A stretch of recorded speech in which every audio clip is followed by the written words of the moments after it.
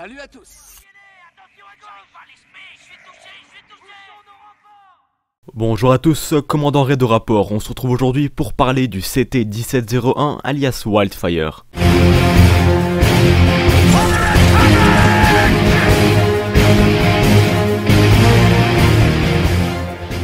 Le CT-1701 surnommé Wildfire était un soldat clone qui a servi dans la grande armée de la République pendant la guerre des clones.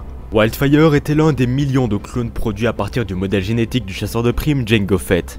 Comme tous les soldats clones, Wildfire a été créé pour être un soldat de la République Galactique et a donc combattu les forces droïdes de la Confédération des Systèmes Indépendants pendant la guerre des clones. Il a servi avec le 104e bataillon nommé le Wolfpack, une unité militaire de la République dirigée par le commandant CC-3636 Wolf. Le 104e bataillon a pu combattre sur une multitude de fronts durant les 3 ans de la guerre des clones, dont le siège de Hyson, la bataille d'Abregado, la première et deuxième bataille de Felucia et j'en passe, sans oublier leur mission de sauvetage effectuée sur Vancor ou encore au secours de Adigalia. Ils ont également participé à des missions humanitaires comme sur Aline pour amener des provisions locaux ou encore des missions d'investigation comme par exemple sur Obadia. Après la fin de la guerre, l'armée clone a été démantelée et affectée dans les rangs de l'armée impériale.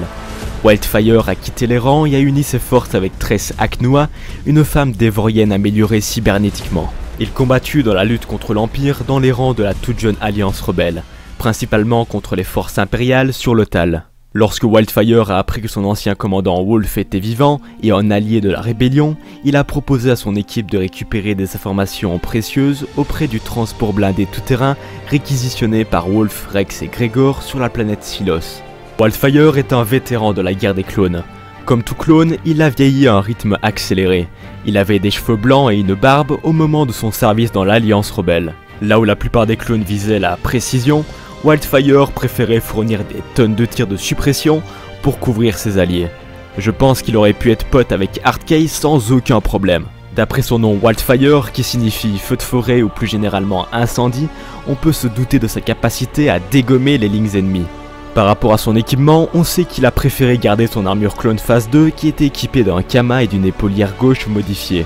Son arme la plus utilisée était la fameuse DC-15S version raccourcie du DC-15A. D'après son physique et celui de Rex dans Rebels, on pourrait bien se douter qu'il fit partie de la première génération de clones, ce qui veut dire qu'il aurait survécu aux 3 années de la guerre des clones et par la suite aux années de l'Alliance rebelle, même si sa mort reste une inconnue.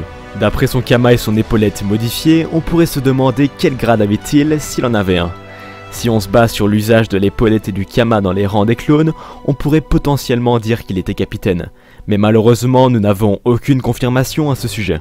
Maintenant vous allez me demander d'où est-ce qu'il peut bien venir. Eh bien notre cher Wildfire provient du jeu Star Wars Imperial Assault qui est un jeu de plateau de stratégie sorti en 2014. Le CT-1701 provient de la 6ème extension s'appelant Les Tyrans de Lothal, sortie en août 2018.